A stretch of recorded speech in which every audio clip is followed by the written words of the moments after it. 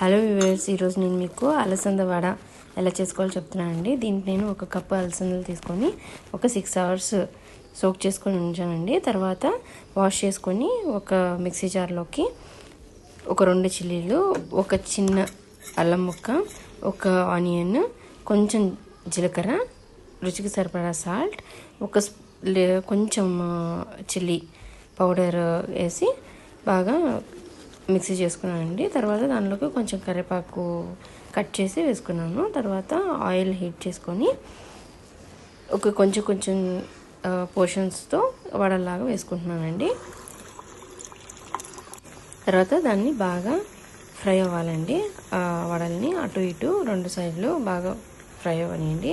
కొంచెం బాగా golden brown నేను చూపిస్తున్నట్టుగా వచ్చేలాగా ఫ్రై చేసుకోండి. అంతే అండి, ఎంతో టేస్టీగా ఉండే అలసంద వడ రెడీ.